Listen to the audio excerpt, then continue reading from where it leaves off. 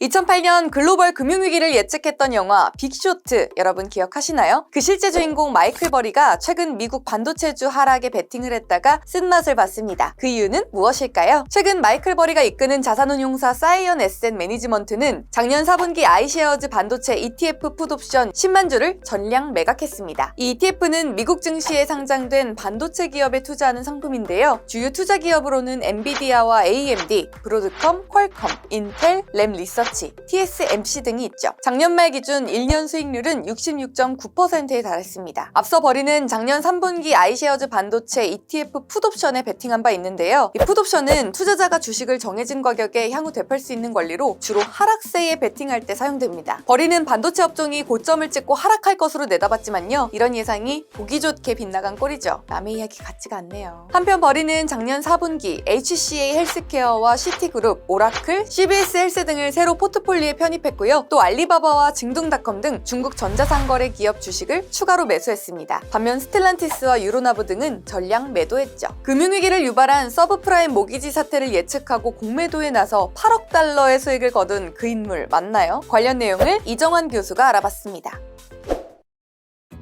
작년 이제 마이클 버리가 필라델피아 반도체 지수가 내려간데 투자를 했다가 좀 손해를 봤다라는 이야기는 있습니다. 마이클 버리도 뭐 실패할 수 있다라는 그런 이야기 들었는데 모든 펀드 투자자들이 성공하는 것은 아니고요. 그 중에 이제 포트폴리오 관리를 하기 때문에 그 중 일부가 많이 성공하기도 하고 많이 잘못되기도 한다. 그런 케이스들이 있다라고 보시면 될 것 같습니다. 작년에 그래서 마이클 버리는 이제 부동산 투자 같은 거에서 좀 돈을 벌었다라고 이야기하고 있고요. 대표적으로 파시픽 프로퍼티스 같은 것들 주가 많이 올라가지고 60% 이상 성과를 냈다라고 알려져 있습니다. 근데 이제 주목할 것은 마이클 버리의 포지션 역시 반도체 AI 빅테크주로 많이 바꿨다라는 이야기를 들 수 있을 것 같고요. 마이클 버리가 이제 알파벳이라든지 아마존 주식을 대거 매수했다는 이야기는 하고 있거든요. 지난해 초 기술주도 시장 반등이 없을 거라고 좀 지속되지 않을 거라고 경고했던 마이클 버리가 아마존이나 알파벳 같은 시장 선도 기업을 매수한 것들은 좀 분명히 주목할 만한 일이다라고 보시면 될 것 같습니다. 지금 AI의 성장성 그리고 AI가 현실적으로 현금흐름 만들어내는 능력이 꽤나 잘 나오고 있기 때문에 특히나 큰 기업들 중심으로 해서 AI라든지 반도체 등에서 성과가 좋아지고 있고 가이던스 역시 거기 좋아지고 있기 때문에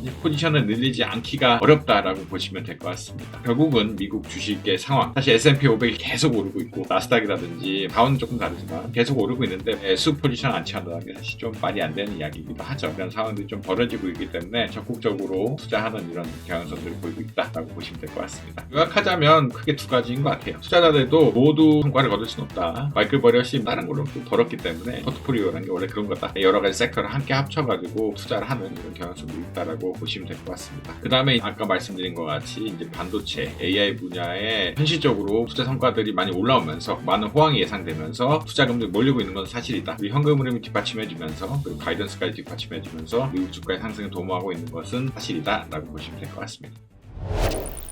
오늘 덕으로에서 준비한 소식 어떠셨나요? 더 자세한 내용이 궁금하시다면 덕으로 홈페이지와 유튜브 구독을 통해 만나보시기 바랍니다.